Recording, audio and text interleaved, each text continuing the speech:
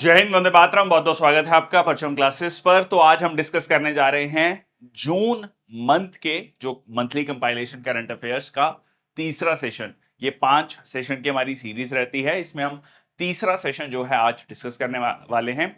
आज हम डिस्कस करेंगे state news and defence news.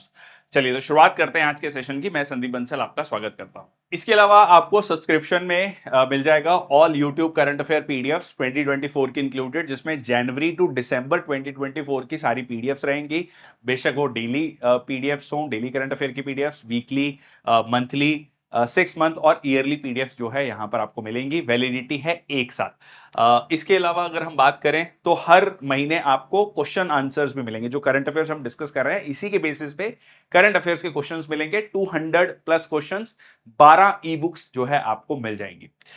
इसके अलावा अगर हम बात करें तो यहां पर monthly current affair PDF consolidated, PDF English, ये भी आपको मिलेगी जैसा कि हमने अभी डिस्कस किया।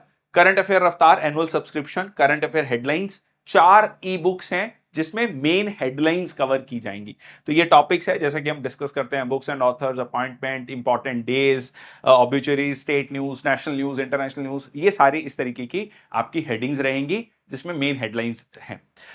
इसके अलावा PDF bank, PDF of all the YouTube videos यहां पर ऐड की गई हैं। 2000 प्लस पीडीएफ हैं जो यूट्यूब पर आपके फ्री सेशंस होते हैं, उनकी पीडीएफ को ऐड किया गया है। वैलिडिटी है 1 साल के लिए।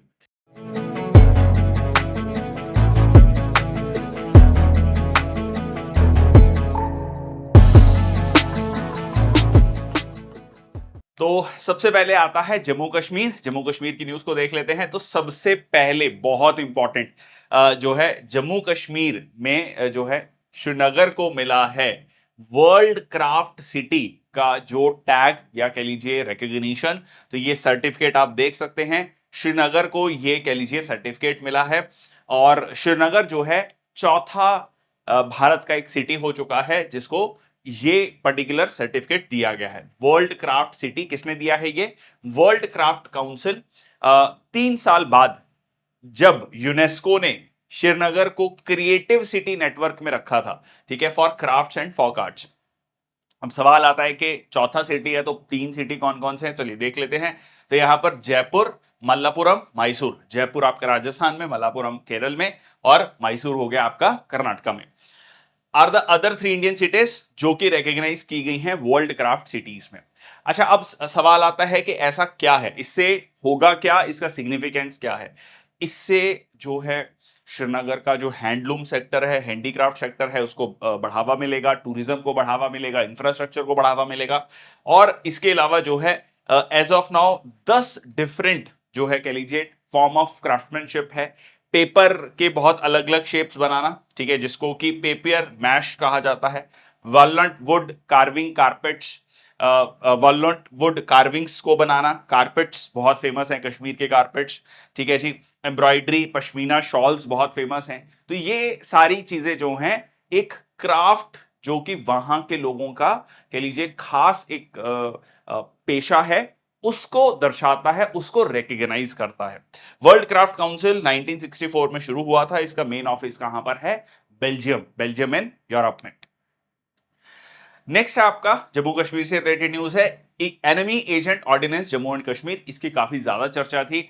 जम्मू कश्मीर के जो डीजीपी हैं उन्होंने कहा है कि जो भी लोग मिलिटेंट्स की मदद करते हुए पाए जाते हैं उन पर जो है जो इन्वेस्टिगेशन होनी चाहिए और जो उन पे ट्रायल होना चाहिए वो एनिमी एजेंट ऑर्डिनेंस 2005 के अंतर्गत होना चाहिए। अब सवाल, 2-3 सवाल यहां पर आते हैं कि क्या है ये एनिमी एजेंट ऑर्डिनेंस 2005? इसको ऑर्डिनेंस क्यों कहा गया है? मतलब जनरली जो भी पॉलिटी के स्टूडेंट्स हैं they know the difference between ordinance and the law या एक्ट। तो ये ऑर्डिनेंस क्यों कहा जाता है इसको भी समझेंगे, ठीक है। तो सबसे पहले ये जो J&K एनिमी एजेंट ऑर्डिनेंस जो है ये पहली बार 1917 में, मतलब ब्रिटिश टाइम्स में, जो वहां का कह लीजिए डोगरा महाराजा थे उनके द्वारा ये इशू किया गया था। क्योंकि ये डोगरा महाराज के द्वारा इशू किया गया था इसलिए जो है इसको ऑर्डिनेंस कहा जाता है, ठीक, क्योंकि उस समय पर ये जो है लॉज जो है उनको ऑर्डिनेंस कहा जाता था। पार्टीशन के बाद जो है इसको एक लॉ बनाया गया, कानून बनाया गया। अब इसमें होता क्या है? देखिए, ये कानून थोड़ा स्ट्रिक्ट कानून है, इसको इस तरीके से देख सकते हैं। कोई भी व्यक्ति जो एनिमी एजेंट है या एनिमी को एड या कह लीजिए सपोर्ट कर रहा है, या फिर वो किसी भी तरीके से मिलिट्री और एयर ऑपरेशन को, इंडियन आर्मी के, इंडियन एयरफोर्स के ऑपरेशंस को इंपीड कर रहा है, रोक रहा है, टू इंडेंजर लाइफ, और उसको जो है guilty of promoting civil violence, उसको जो है सिविल वायलेंस को प्रमोट करने का गिल्टी माना जाएगा। ठीक है जी। अब इसमें क्या होता है, इसमें जो ट्रायल होता है उसके लिए एक स्पेशल जज बैठता है, who is appointed by the government in consultation with the high court.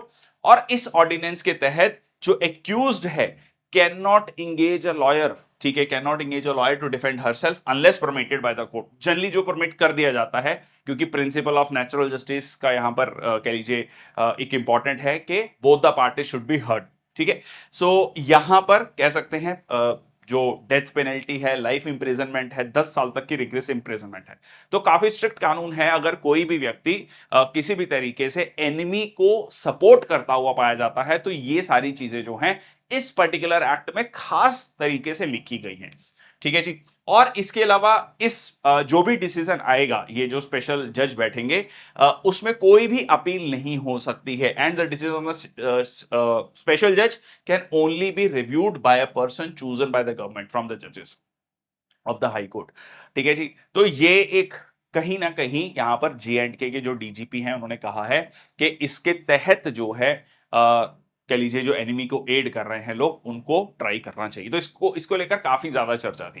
काफी स्ट्रिक्ट कानून जो है ये माना जाता है। आगे चलते हैं, Ladakh union territory.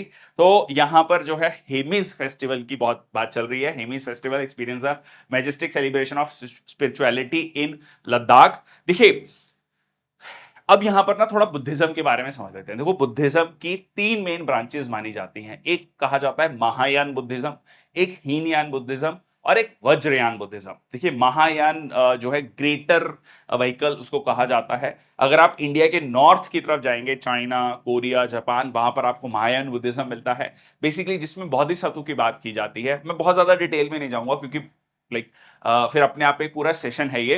But brief में आप ये समझिए कि ये बात करता है कि जो भी बोधिसत्व हैं, जो कह लीजिए जिनको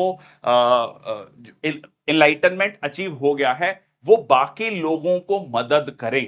ठीक है, मतलब गुरु की परंपरा को यहां पर फॉलो किया जाता है। और ये कहा जाता है कि सोसाइटी में बिगर लेवल पर चेंज लाने की जरूरत है। सब जो है उनको फॉलो करके निर्वाणा को अचीव कर सकते हैं। हीनयान में ऐसा नहीं कहा गया कि इंडिविजुअल जो है अपना पाथ खुद फॉलो करेगा, उसको अपना रास्ता तय करना है टुवर्ड्स द एनलाइटनमेंट। थर्ड जो आता है वो आता है वज्रयान बुद्धिज्म। यहां पर हम वज्रयान बुद्धिज्म की बात कर रहे हैं, जिसको तांत्रिक बुद्धिज्म भी कहा जाता है। ये आपका डेवलप होता है तिब्बत के रीजन में। ठीक है। अब क्योंकि लद्दाख पर जो है तिब्बत का कह लीजिए काफी इंफ्लुएंस है, तो यहां पर आपको ये वज्रयान बुद्धिज्म देखने को मिलता है।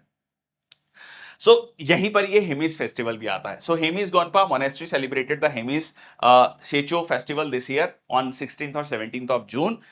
ये जो सेलिब्रेट किया जाता है 10th day of lunar Tibetan calendar. ठीक है जी।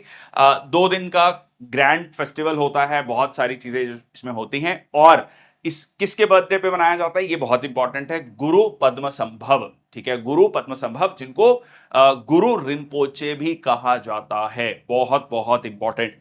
इसके अलावा जो है dates back to 8th century, he introduce tantric Buddhism, Vajrayana, जो मैंने आपको बताया, इन द हिमालयन किंगडम। ठीक है जी। इसके अलावा हेमिस गोम्पा पे इसको सेलिब्रेट किया जाता है। बिगेस्ट मॉनेस्ट्री है लद्दाख की।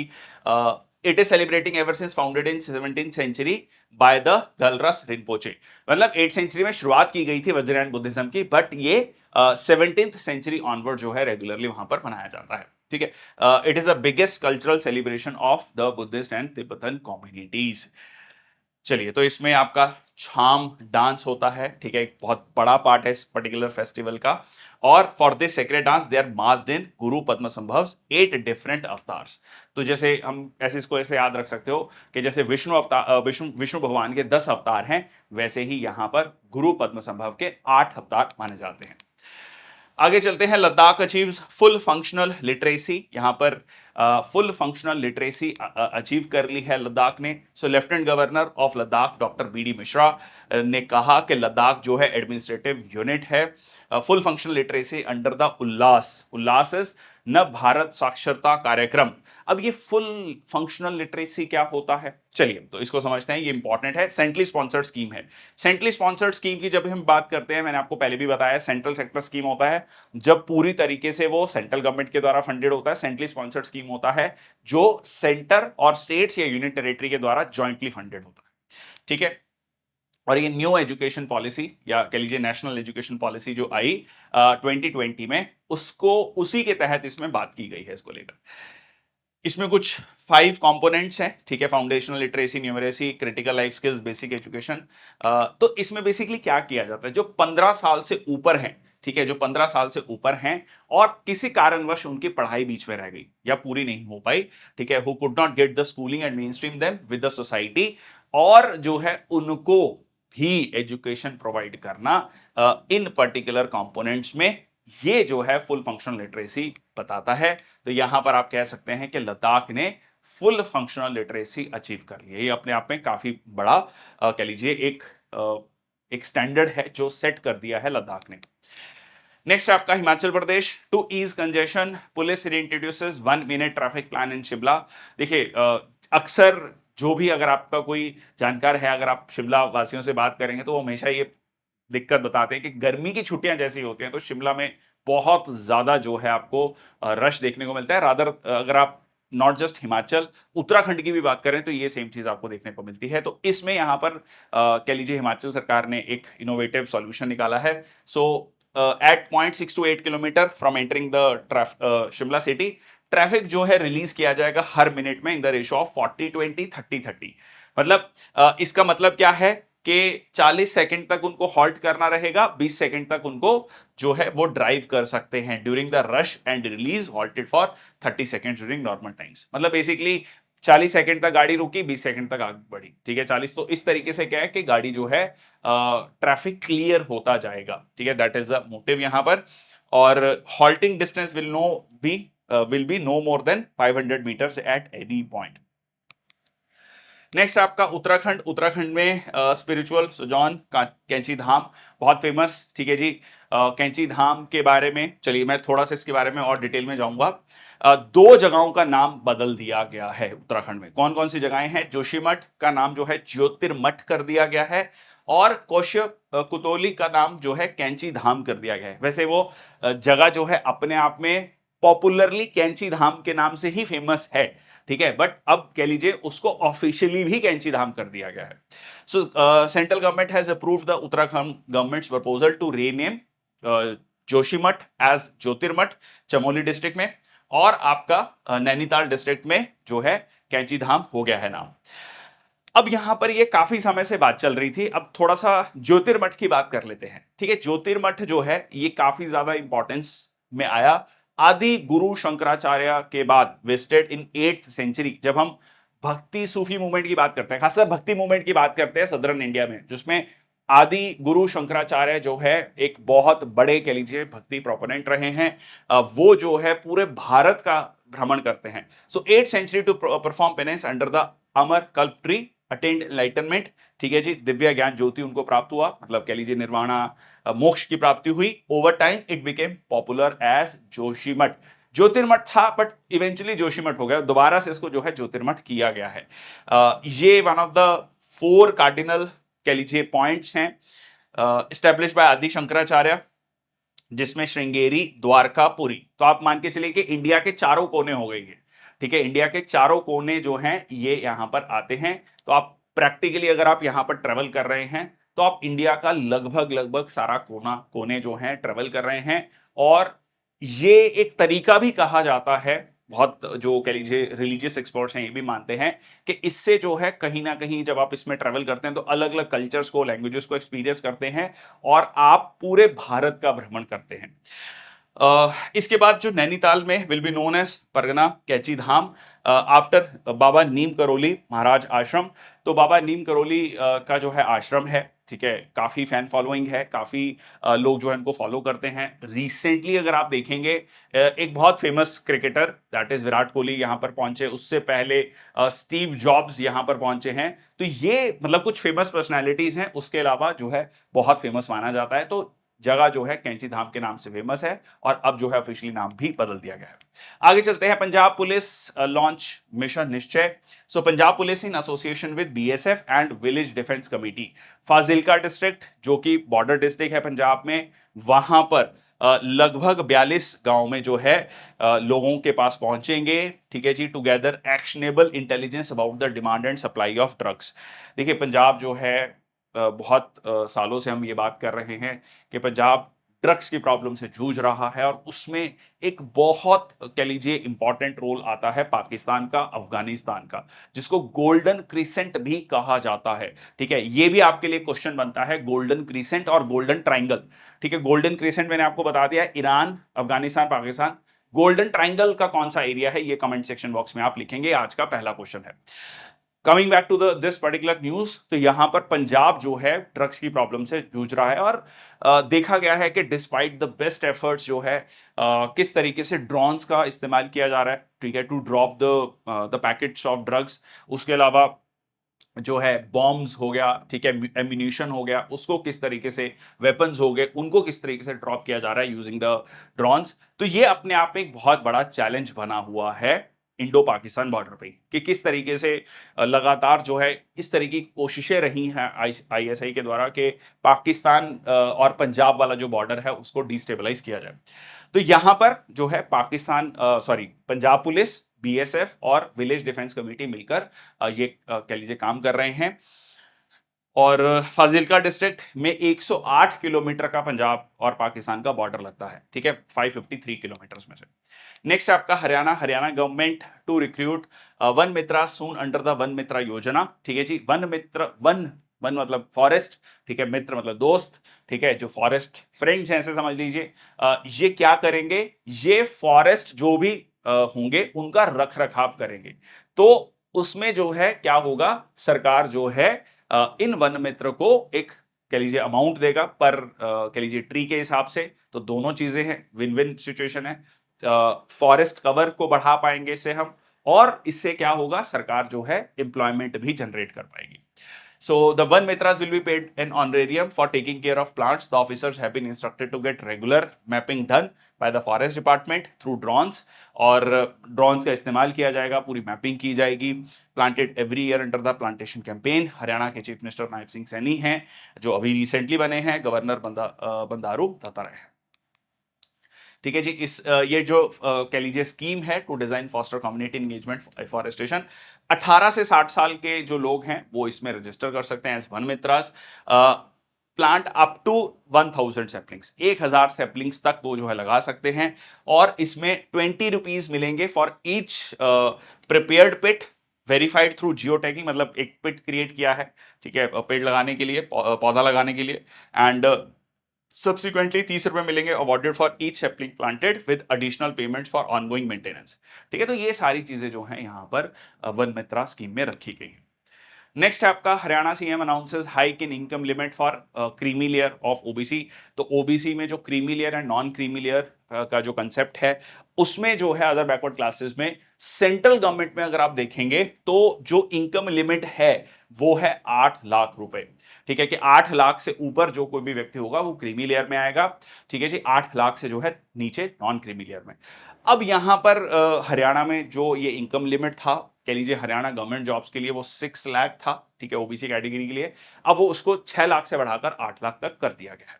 ठीक है, which is similar to the centre. Beside this, similar to the central government, income from the salary and agriculture sources will not be included in this limit. ठीक है जी, और इसके अलावा अगर हम बात करें जो रिजर्वेशन है for backward classes in group A and group B post, ये भी बढ़ा दिया गया है फ्रॉम 15 टू 27%। अगर आप सेंट्रल गवर्नमेंट में देखेंगे तो आपको ओबीसी रिजर्वेशन कितना मिलता है, 27% मिलता है। ठीक है, following the consideration of Haryana state backward classes commission, ये जो इंक्रीज्ड लिमिट है will be implemented for the state government jobs. Next आपका Uttar Pradesh, Sohelwa wildlife sanctuary in Uttar Pradesh to become a tiger reserve. बहुत इंपॉर्टेंट न्यूज है ये, कह लीजिए मार्क कर लीजिए, क्योंकि जब भी टाइगर रिजर्व बनता है ये बहुत सारे एग्जाम्स के लिए इंपॉर्टेंट हो जाता है। So new tiger reserve will soon be establish in Uttar Pradesh. देखिए, टाइगर रिजर्व को जो बनाया जाता है वो बनाया जाता है स्टेट गवर्नमेंट के द्वारा on the recommendation of national tiger conservation authority, NTCA. बहुत इंपॉर्टेंट। प्रोजेक्ट टाइगर कब शुरू हुआ था? 1973। ये ईयर भी इंपॉर्टेंट है, कई एग्जाम्स में ये सीधा सीधा ईयर भी पूछा गया है। सो टाइगर पॉपुलेशन जो है in Sohelwa wildlife sanctuary which covers districts of Balrampur, Shravasti, Gonda, और 10th एनिवर्सरी सेलिब्रेशन है पीलीभीत टाइगर रिजर्व की, उस पे जो है ये अनाउंस किया गया कि सोहेलवा को भी अब एक टाइगर रिजर्व बनाया जाएगा। ठीक है जी, 452 स्क्वायर किलोमीटर। ये देखो, ये डाटा इंपॉर्टेंट नहीं होता है बहुत ज्यादा कि 452 स्क्वायर किलोमीटर पूछेगा, बट एरिया जो है पर्टिकुलर इंपॉर्टेंट है, स्टेट इंपॉर्टेंट है। इससे पहले यूपी में 3 टाइगर रिजर्व हैं, दुधवा टाइगर रिजर्व, ठीक है जी, पीलीभीत, रानीपुर टाइगर रिजर्व, जो अमनगढ़ टाइगर रिजर्व है, buffer to Jim Corbett, and 55 tiger reserve हैं अभी के लिए। लेटेस्ट था धौलपुर करौली टाइगर रिजर्व राजस्थान में, ठीक है। और यहां पर हो गया है आपका सोहेलवा। सोहेल जो है, देखिए जब भी आप मतलब वाह शब्द जो है अगर आप देखेंगे एक मतलब ये लगाया जाता है, ठीक है। तो मेरे मतलब एक पर्सनल है, मेरे जितने भी दोस्त थे जो उत्तर प्रदेश से, वो संदीप वाह, ठीक है। तो मैं उनसे पूछता था कि ये वाह क्या है, ठीक है। तो वो बोलते थे कि भाई किसी भी नाम के पीछे वाह लगाया जाता है, ठीक है, ए संदीप वाह। तो इस तरीके से जो है anybody, all those who are from UP, please give me a thumbs up और कमेंट सेक्शन बॉक्स में लिखना इज इट ट्रू। तो यहां पर जो है वो वर्ड जो है यहां पर आपको उस तरीके से याद रह सकता है, मतलब दुधवा, ठीक है, और उसके बाद क्या हो गया सोहेलवा, ठीक है। चलो, आइडिया है इसके दिमाग में कहीं फिट हो जाए।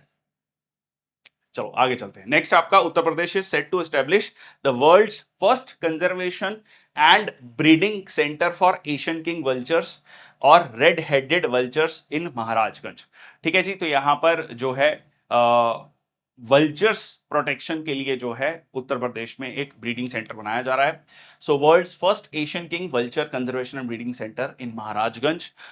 दुनिया का पहला कंजर्वेशन और ब्रीडिंग सेंटर होगा फॉर एशियन किंग वल्चर, जिसको रेड हेडेड वल्चर्स भी कहा जाता है, ठीक है। रेड, भाई महाराजा है, ठीक है, महाराजा है तो महाराजगंज, तो रेड हेडेड, ठीक है, थोड़ा गर्म स्वभाव का महाराजा है, ठीक है। और सेंटर का नाम क्या रखा गया है? Jatayu conservation and breeding centre. Jatayu very famous, ठीक है, रामायण अगर आपने पढ़ी है, सुनी है, तो जटायु। तो the facility will improve the population of critically endangered species, जो कि इंटरनेशनल यूनियन ऑफ कंजर्वेशन, जो कि एक इंटरनेशनल एनजीओ है, 1964 में बनी थी, और जो है इसमें एक रेड डाटा लिस्ट पब्लिश की जाती है, उसमें जो है ये आता है इंडेंजर्ड स्पीशीज में।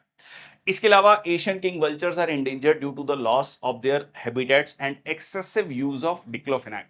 ये सबसे बड़ी प्रॉब्लम रही है। डिक्लोफेनाक जो कह लीजिए एक ड्रग है, जो कि इवेंचुअली कह लीजिए एक्यूमुलेट होता है, जिसको बायो एक्यूमुलेशन भी कहा जाता है। वो एक्यूमुलेट होता है, इसकी वजह से वल्चर्स की more than 97% of the population वो वाइप आउट हो चुकी है, ठीक है। And 9 species of vultures which are found in India, और क्रिटिकली इंडेंजर्ड कैटेगरी में ये आता है। वाइल्ड लाइफ प्रोटेक्शन एक्ट 1972 के तहत ये शेड्यूल 1 की कैटेगरी में आता है। नेक्स्ट आपका Ganga Dussehra, devotees take holy dip in the Ganga river, ठीक है। तो गंगा दशहरा क्या है, ये गंगा दशहरा देख लेते हैं। सो गंगा अवतरण भी कहा जाता है, एक बहुत इंपॉर्टेंट हिंदू फेस्टिवल है। 10th day of the waxing moon of Hindu month of ज्येष्ठ, ठीक है। ये तो मई और जून का जो ये महीना है, ठीक है, शुक्ल दशमी जिसको कहा जाता है। और 9 दिन की फेस्टिविटीज के बाद 10वें दिन ये मनाया जाता है। डिसेंट, ये किस चीज को कमेमोरेट करता है? Descent of the holy river Ganga to the earth, ठीक है। जब कह लीजिए कहा जाता है, एक स्टोरी है, द स्टोरी गोज लाइक के किंग भागीरथ जो हैं वो अपने इंसेस्टर्स की सोल को, के लिए आत्मा को शांति के लिए, ठीक है, पवित्र करने के लिए, सैल्वेशन के लिए, ठीक है, मोक्ष के लिए जब चाहते हैं, seeking the help, he approached Lord Brahma, Brahma के पास जाते हैं और वो उनको कहते हैं कि आप लॉर्ड शिवा या कह लीजिए भगवान शिव की प्रार्थना कीजिए और उनको कहिए कि जो है मां गंगे धरती पर आए। तो the story goes like this, ठीक है। चलिए नेक्स्ट है आपका Uttar Pradesh leads in compressed biogas production according to report by the Delhi based think tank centre for science and environment ने कहा है कि उत्तर प्रदेश जो है इस पर्टिकुलर फील्ड में काफी आगे रह सकता है। किस फील्ड में? कंप्रेस्ड बायोगैस प्रोडक्शन में। ठीक है, 24% पूरे भारत का 24% या कहे मोटा मोटा 1/4 बायोगैस प्रोडक्शन यहां पर हो सकता है। अब ये जो है किससे प्रोड्यूस किया जाता है? एनिमल वेस्ट, ठीक है, biomass sources, agricultural residue, cattle dung, sugar cane, press mud, municipal solid waste, sewage treatment plant waste, इनसे जो है किया जाता है through the process of anaerobic decomposition. Anaerobic क्या होता है? Absence of oxygen. ठीक है, एब्सेंस ऑफ ऑक्सीजन। अब इसमें कैलोरीफिक वैल्यू काफी अच्छी होती है, मतलब इसमें एनर्जी काफी है, जलने पे काफी अच्छी एनर्जी देगा। And other properties similar to compressed natural gas, CNG, जो कि आजकल हम गाड़ियों में यूज करते हैं। तो ये अपने आप में एक ग्रीन रिन्यूएबल ऑटोमेटिव फ्यूल है। ठीक है जी, तो जो it can replace CNG in automotive, industrial and commercial areas. तो हमारी जो डिपेंडेंस है विदेशों पर, ठीक है, पूरा कह लीजिए एनर्जी का, अगर हम क्रूड ऑयल की बात करें, कच्चे तेल की बात करें, तो 85% ऑफ द क्रूड ऑयल हम इंपोर्ट करते हैं। लगभग लगभग 14 से 15 लाख करोड़ रुपए हर साल हमारा इंपोर्ट बिल रहता है सिर्फ क्रूड ऑयल को कह लीजिए खरीदने के लिए। तो जितना एनर्जी हम इंडिया में प्रोड्यूस कर पाएंगे उतना बेहतर है, उतना ये पैसा जो बाहर जा रहा है वो भारत में ही रहेगा, लोगों को मिलेगा। चलिए आगे चलते हैं। नेक्स्ट आपका UP brings ordinance to curb paper leaks, life in jail, 1 crore fine for guilty. ठीक है, तो इसको लेकर ऑब्वियसली पिछले अगर हम जून का महीना देखें तो पूरा का पूरा महीना इसी बात में रहा, इसी बात पे पूरी की पूरी चर्चा रही। यूजीसी नेट का पेपर कैंसिल हुआ, दोबारा होने जा रहा है, यूजीसी नीट के पेपर में धांधली हुई। इसके अलावा स्टेट गवर्नमेंट्स के जो पेपर लीक हुए हैं पिछले 2 साल में, तो एक पूरा का पूरा माहौल जो है इसको लेकर बातचीत चल रही थी। तो यहां पर उत्तर प्रदेश सरकार ने ऑर्डिनेंस लेकर आए हैं, अध्यादेश लेकर आए हैं।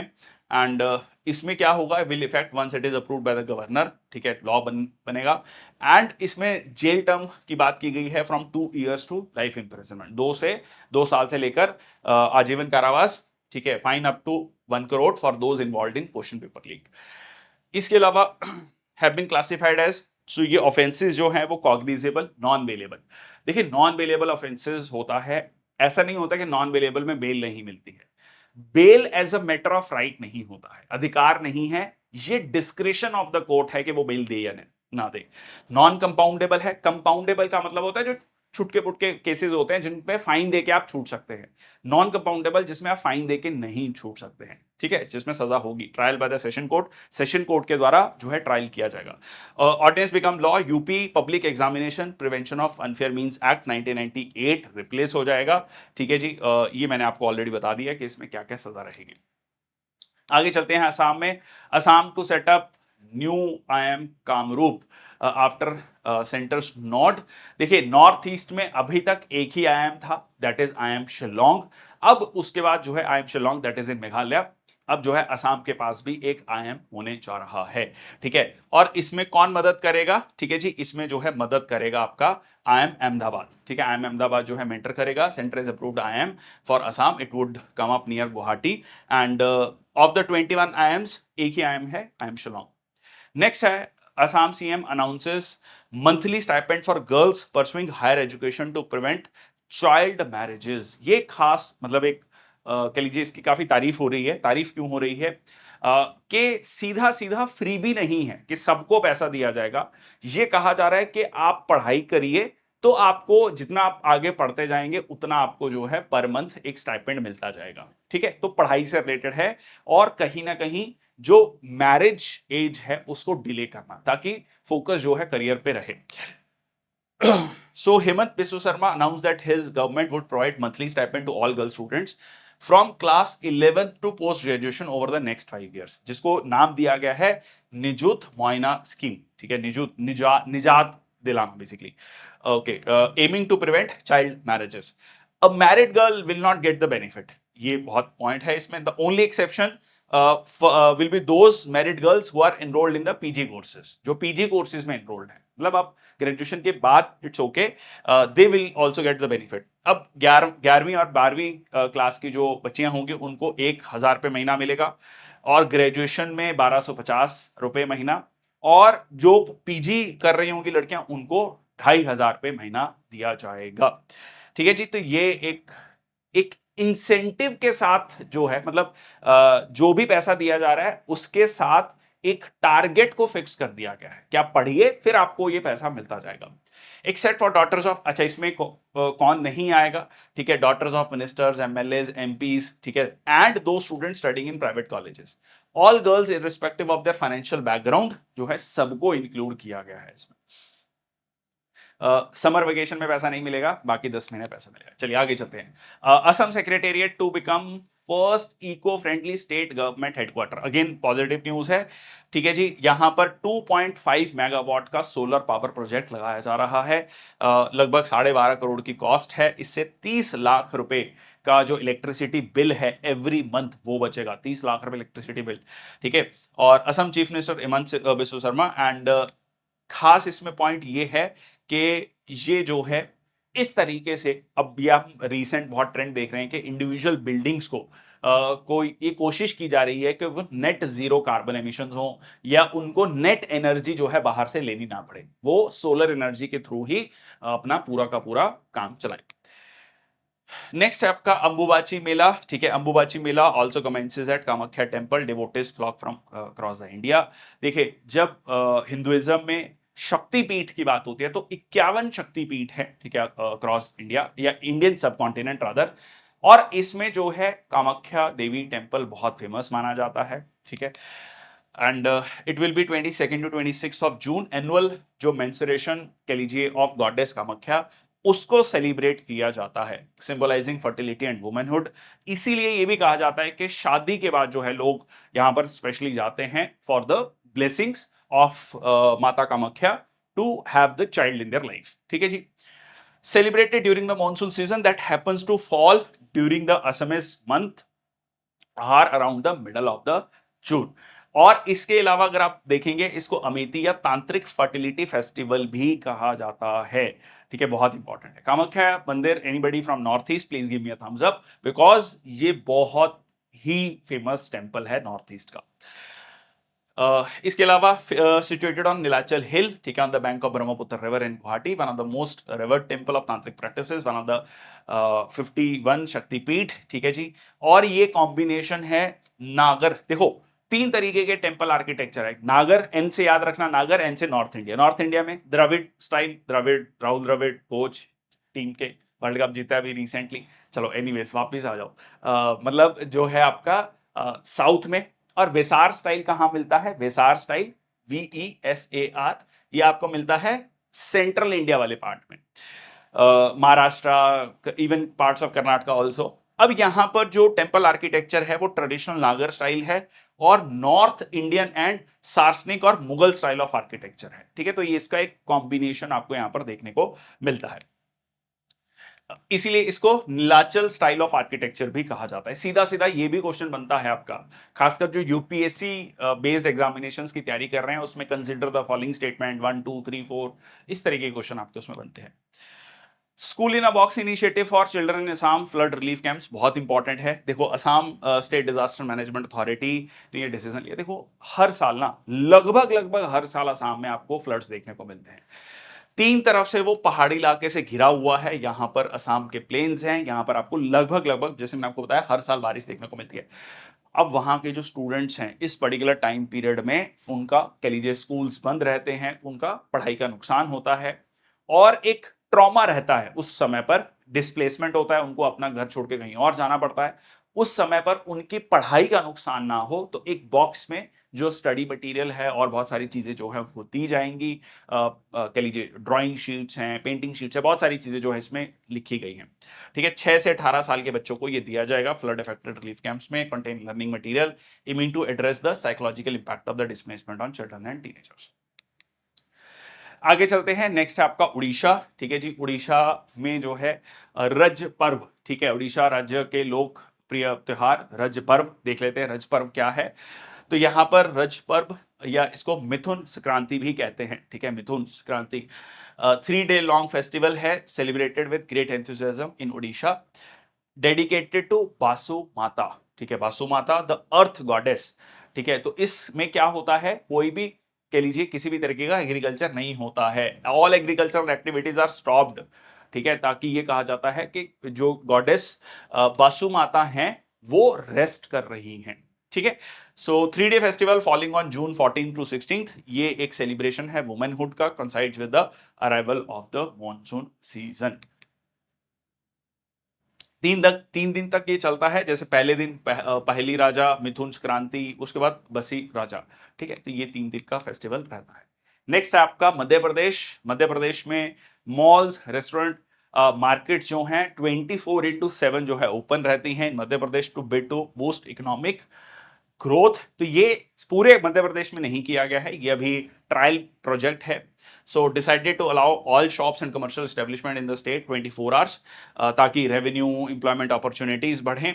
और मध्य प्रदेश 7वां ऐसा राज्य होने जा रहा है आफ्टर महाराष्ट्र, कर्नाटका, हरियाणा, हिमाचल प्रदेश, उत्तराखंड एंड तेलंगाना।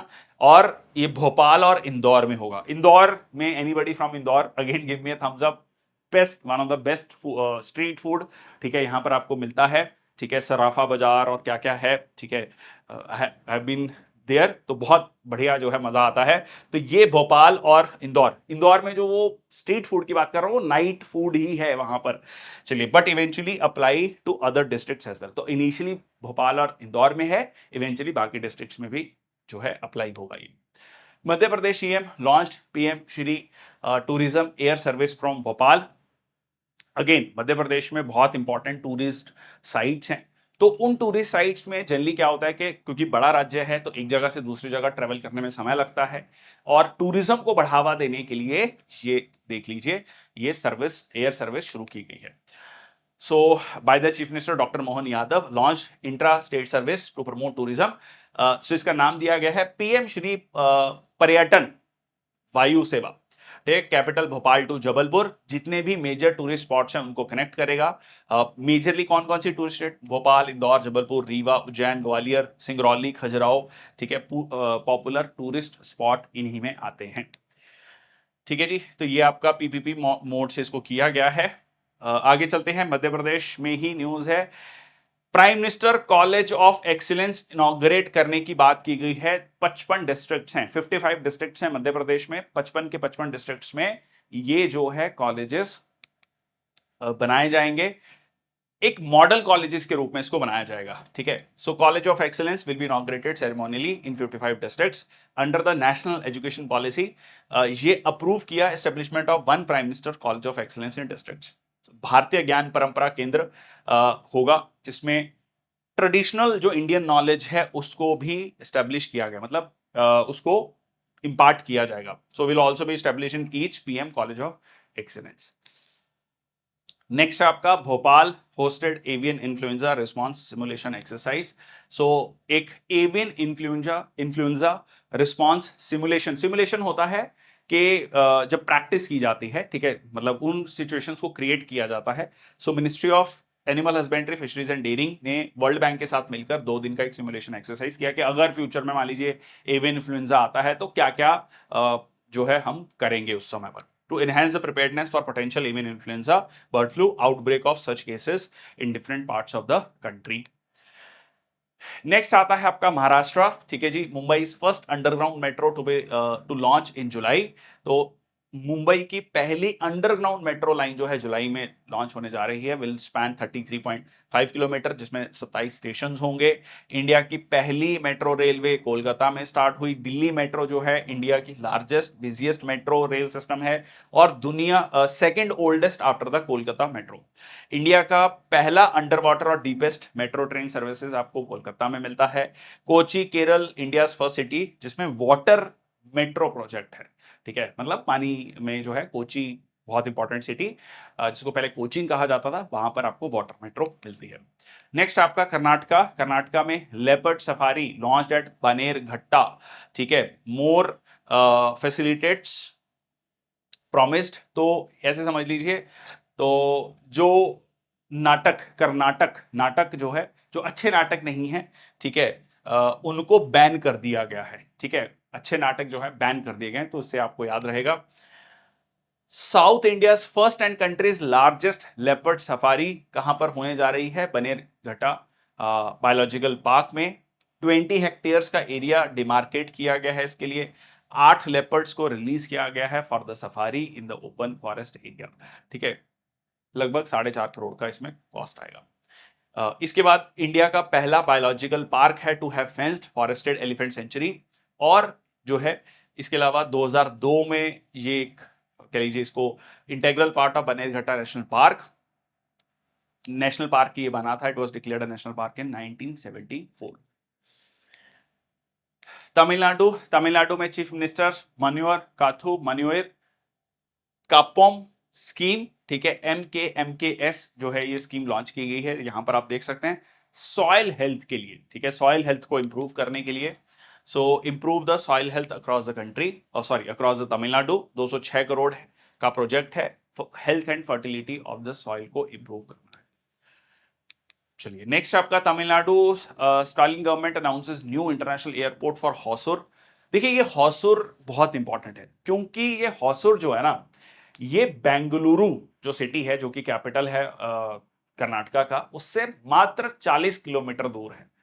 तो ये जो है, कह लीजिए कहीं ना कहीं जिस तरीके से बेंगलुरु ग्रो कर रहा है, यहां पर हॉसुर जो है इसको कैपिटलाइज करना चाहता है। जैसे हम कह सकते हैं दिल्ली के बाद गुड़गांव डेवलप हुआ, फरीदाबाद नोएडा डेवलप हुआ, सिमिलरली चंडीगढ़ के बाद पंचकुला मोहाली डेवलप हुआ, वैसे ही जो है बेंगलुरु के बाद जो है हॉसुर को डेवलप करना चाहता है। और तमिलनाडु सरकार जो है इसमें कहीं ना कहीं एयरपोर्ट बनाना चाहती है और पूरा का पूरा इंफ्रास्ट्रक्चर क्रिएट करना चाहती है। ठीक है, so a good strategy to develop that particular area, state goal of transforming Hosur into major economic development hub. ठीक है, और इसके पीछे की जो सोच क्या है वो मैंने आपको बताई।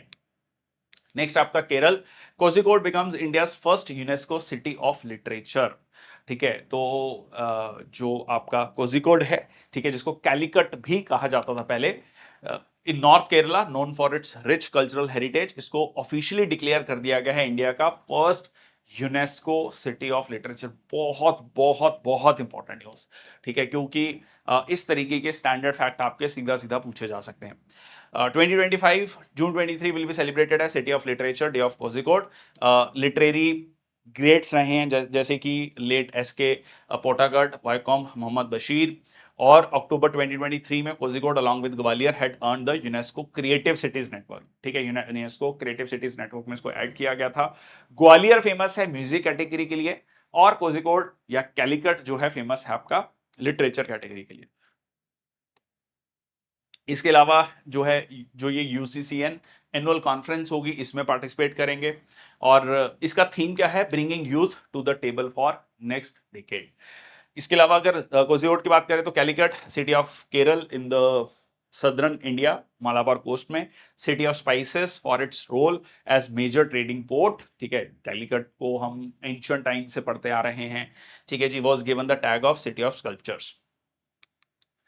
आगे चलते हैं। केरल असेंबली ने कहा है कि केरला जो स्टेट है, राज्य है, उसका नाम बदलकर केरलम कर दिया जाए। ठीक है, क्यों केरलम कर दिया जाए? क्योंकि केरला जो शब्द है वो इंग्लिश ट्रांसलेशन है, मलयाली भाषा में जो है इसका नाम केरलम है, मतलब जो लोकल प्रोनाउंसिएशन है दैट इज केरलम। तो ये जो है वहां की कह लीजिए विधानसभा ने इसको लेकर रेजोल्यूशन पास किया है। तो ये नाम चेंज करता कौन है? पार्लियामेंट करती है जी। तो पार्लियामेंट जो है आर्टिकल 3 को अमेंड करती है। ठीक है, फर्स्ट शेड्यूल में बदलाव किया जाता है, फर्स्ट एंड फोर्थ शेड्यूल में बदलाव किया जाता है। फर्स्ट शेड्यूल में name of the states and union territories के बारे में लिखा गया है। फोर्थ शेड्यूल में राज्यसभा के कितने कितने मेंबर्स होंगे उनमें भी बदलाव करना रहता है, और मतलब उसमें नाम का बदलाव करना रहता है। आर्टिकल 3 में जो अमेंडमेंट होगी वो सिंपल मेजॉरिटी है, उसमें कोई भी स्पेशल मेजॉरिटी नहीं है, half of the president voting. ठीक है, तो ये पार्लियामेंट जो है आसानी से कर सकता है। और इसको लेकर उन्होंने कहा है कि मतलब जो मलयाली भाषा का जो नाम है केरलम, वो जो है ये नाम होना चाहिए। अब आता है सवाल कि केरल जो है वॉज फॉर्म्ड ऑन 1 नवंबर 1956। जो भी मलयाली स्पीकिंग एरियाज थे उनको इकट्ठा करके जो त्रावणकोर स्टेट थी, उसके बाद जो है केरला बनती है।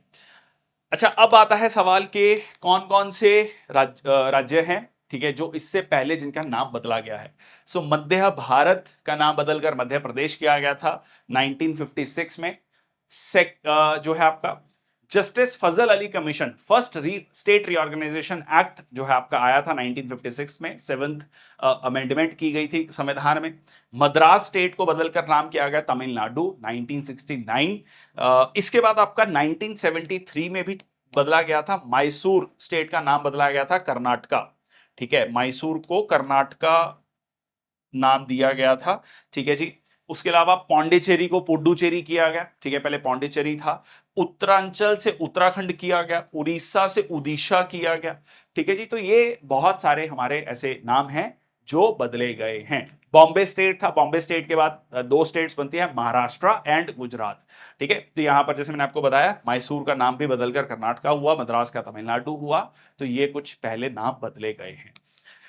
आगे चलते हैं, Delhi supreme court directs Himachal Pradesh government to release 137 cusecs of water to Delhi, और हरियाणा जो है उस पानी को फैसिलिटेट करे, क्योंकि दिल्ली में पानी का संकट था जून में। खैर अब बारिश शुरू हो गई है तो कंपैरेटिवली कुछ फर्क पड़ा है, बट जून के महीने में त्राहम त्राही थी पानी को लेकर, मतलब काफी जगह जो है पानी की बहुत ज्यादा किल्लत थी।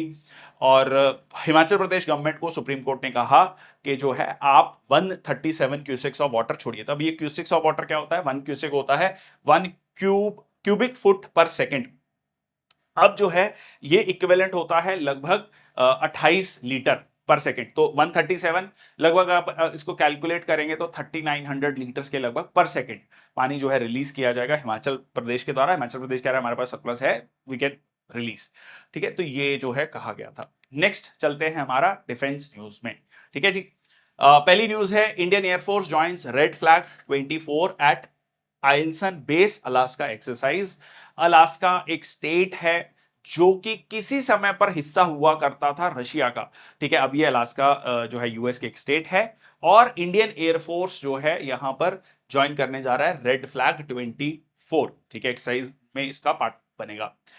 Indian Air Force contingent participated in the exercise Red Flag conducted at Elson Red Force Base, and this is the second edition of exercise red flag 2024, जिसमें सिंगापुर, यूके, नीदरलैंड्स, जर्मनी, ठीक है, इन सारी एयरफोर्सेस ने भी participate किया। ये पहली बार है Indian Rafale aircraft participated in the exercise red flag 2020 was conducted from the 4 to 14। तो इसको याद कैसे रखना है, ऐसे समझ लो मल्टीनेशनल एक्सरसाइज है, यूएस कर रहा है, ठीक है। यूएस को आज के समय पर सबसे ज्यादा खतरा किससे लगता है, चाइना से। चाइना का फ्लैग या चाइना में कम्युनिस्ट आइडियोलॉजी जो लाल सलाम रेड फ्लैग की बात करते हैं, ठीक है, तो इससे मतलब उन्होंने रेड फ्लैग लगा रखा है कि ये जो है हमारा टारगेट है। इस तरीके से आप याद रख सकते हैं, ठीक है जी। ओके, नेक्स्ट आपका, India to host its first multinational air exercise Tarang Shakti. नाम से क्लियर है, इंडिया कर रहा होगा नाम तरंग शक्ति, ठीक है, बहुत ही स्पेसिफिक इंडियन नेम है। अब ये मल्टीनेशनल एक्सरसाइज है, ठीक है, और ये पहली बार भारत जो है first ever Indian multinational air exercise जो है इस साल होने जा रही है। पहली बार multinational exercise air exercise Bharat में होने जा रही है। So the country sending air force combat contingents, US होगा, UK, Australia, France, Germany, Japan, Singapore, UAE. अब देखो सारे के सारे ना यूएस फ्रेंडली नेशंस हैं, अगर आप ध्यान दोगे।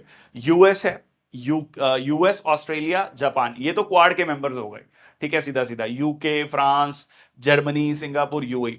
दो फेजेस में होगा, पहला फेज साउथ इंडिया में और फिर जो है वेस्टर्न सेक्टर अगस्त टू मिड सितंबर में, ठीक है जी, तरंग शक्ति। नेक्स्ट आपका JIMEX, India Japan conduct maritime exercise. इसका नाम से ही क्लियर है, ठीक है, ये नाम से ही है। जे से जापान, आई से इंडिया और एम से मिलिट्री एक्सरसाइज, ठीक है, जापान सॉरी मैरीटाइम एक्सरसाइज, ठीक है, जापान इंडिया मैरीटाइम एक्सरसाइज। तो ये जो है आपका कहां पर होने जा रहा है, ये जापान में होने जा रहा है। ये ऑल्टरनेटिवली एक साल इंडिया में होता है, एक साल जापान में होता है, ठीक है। सो इस बार जो है किसका कह लीजिए किसकी बारी है, ठीक है, इस बार जापान की बारी है।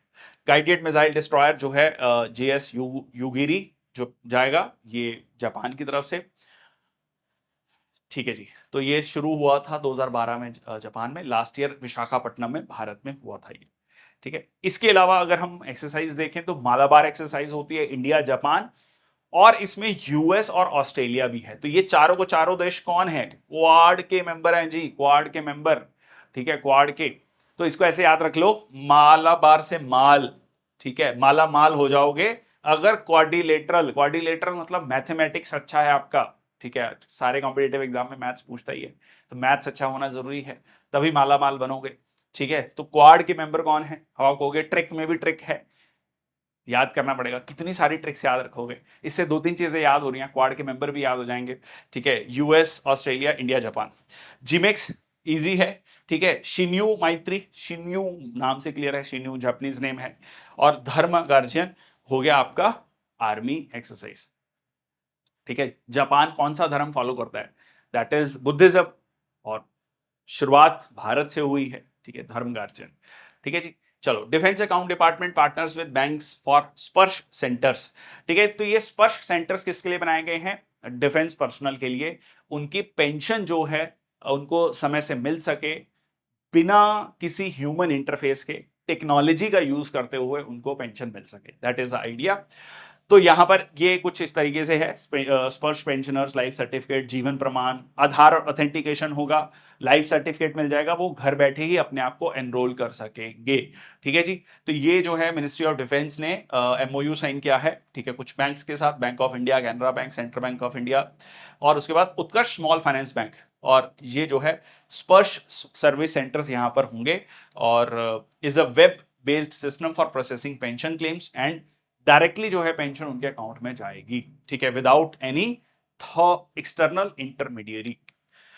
नेक्स्ट आपका आईआईटी धारवाड़ ने अनवील किया है innovative fire and rescue drone, ठीक है जी, आईआईटी धारवाड़। धारवाड़ कहां है, कमेंट सेक्शन बॉक्स में लिखना, ठीक है, वैसे तो बहुत इंपॉर्टेंट है, ज्योग्राफी में भी हम इसके बारे में पढ़ते हैं, खासकर जियोमॉर्फोलॉजी में। Anyways, developed a fire rescue assistant drone, so able to fly through small rooms, छोटे छोटे रूम्स में ये फ्लाई कर सकता है, जहां पर भी मान लीजिए आग लगी है, that is exactly the idea fire rescue. तो ये जो भी डिजास्टर्स होंगे, किसी इस तरीके का डिजास्टर है, उसमें ये काफी मददगार हो सकता है। Fighting fires in complicated places, sensors that survive suit and protecting sheets, ठीक है जी। चलो आगे चलते हैं। नेक्स्ट आपका विद्युत रक्षक, ठीक है, विद्युत रक्षक एक बहुत इंटरेस्टिंग कह लीजिए एक डिवाइस बनाया गया है, तो उसका नाम रखा गया है, ये देख लेते हैं क्या है ये। Integrated generator monitoring control system, Vidyut Rakshak, विद्युत बिजली बेसिकली, और integrated generator monitoring protection control system है, डेवलप किया गया है Indian by developed by the Indian army, was launched. अब ये जो है आर्मी डिजाइन ब्यूरो के द्वारा किया गया है। Indian army is observing the year of tech absorption, कैसे हमने टेक्नोलॉजी को बढ़ावा देना है। देखो ये क्या करेगा, ये एक कुछ इस तरीके का आपका डिवाइस है, ये आप इस डिवाइस को यहां पर देख सकते हैं।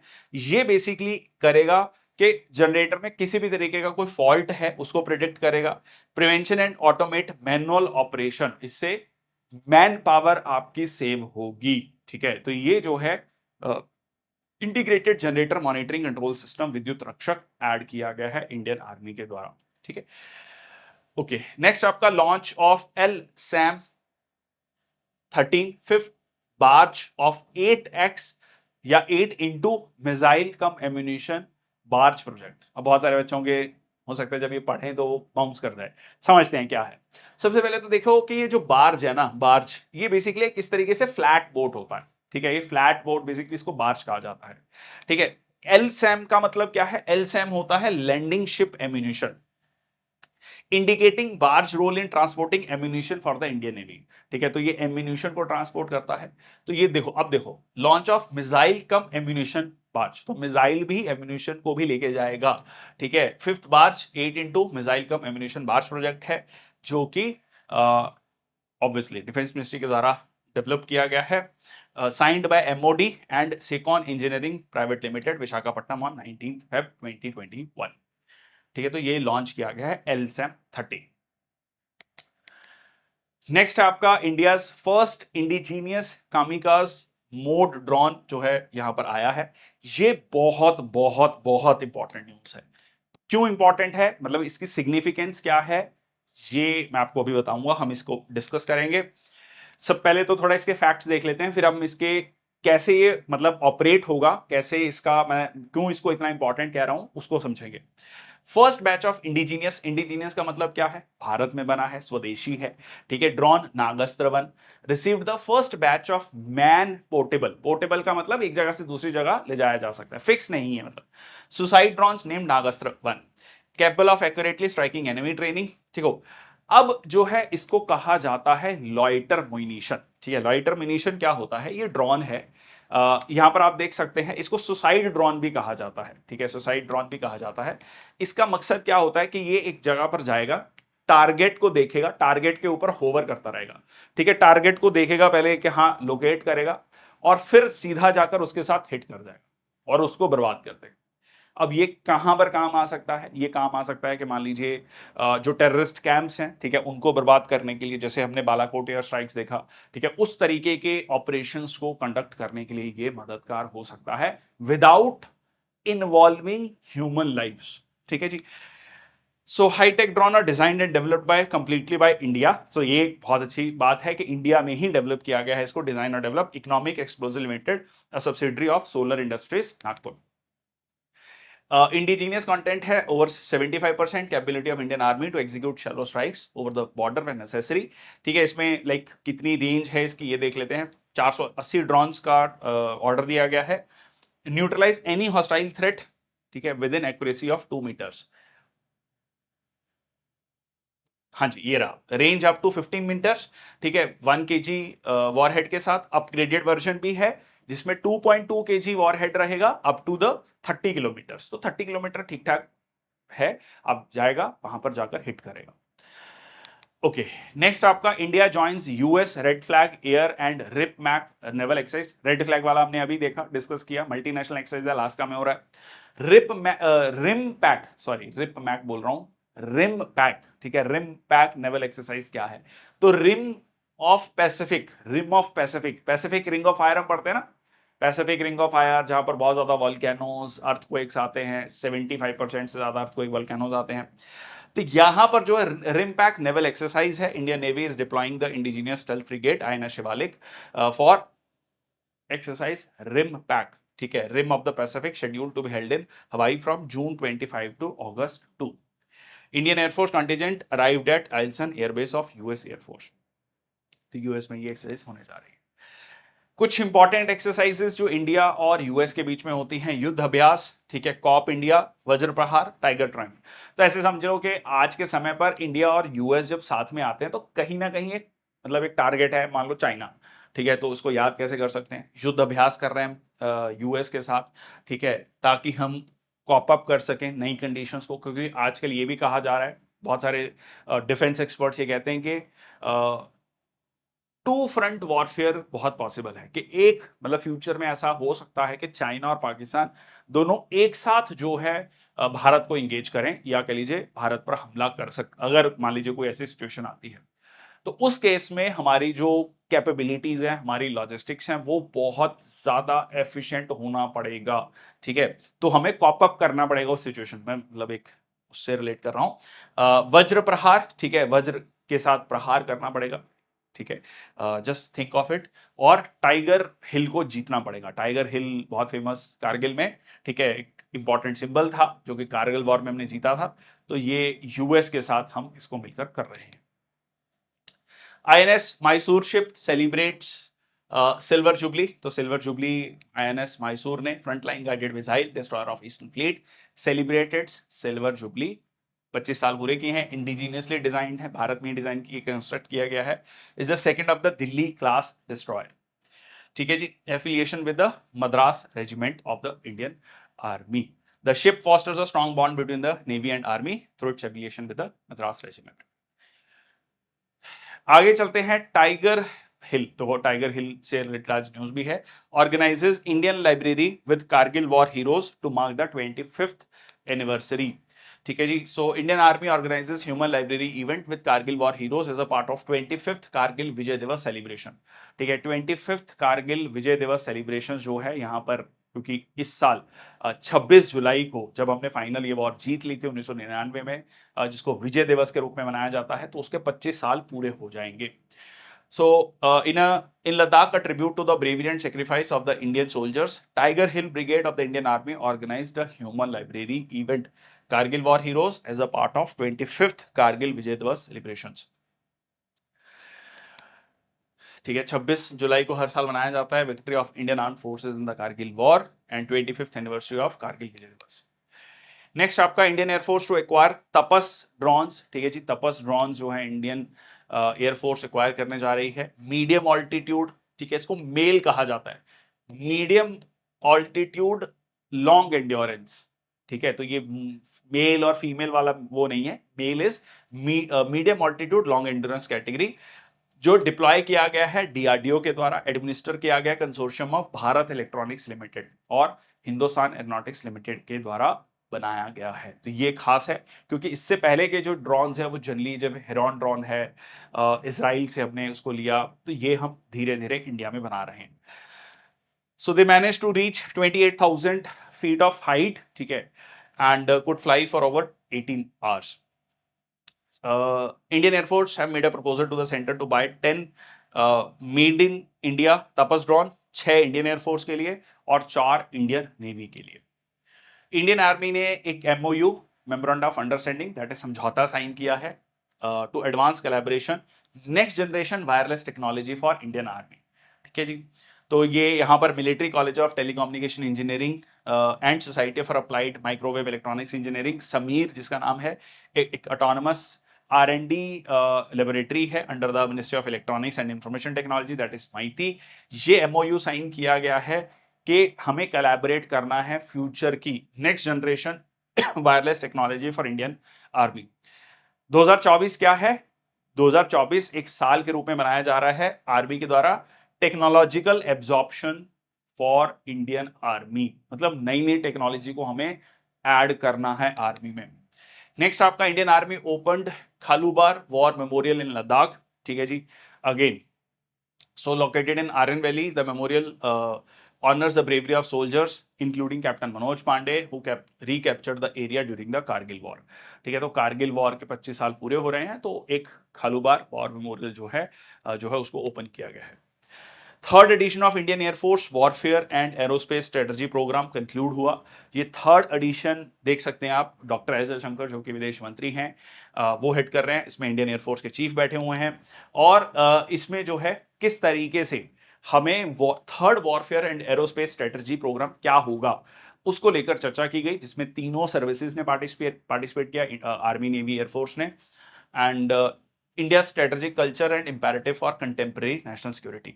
ठीक है, it's a strategic education programme of 15 weeks duration started in 2022। So that's all from my side. Thank you so much. I hope you like the lecture and जिसमें हमने आज स्टेट न्यूज को और डिफेंस न्यूज को cover किया। कल मिलेंगे next session के लिए। Till then thank you so much. जय हिंद, वंदे मातरम। देखते रहिए परशुराम क्लासेस।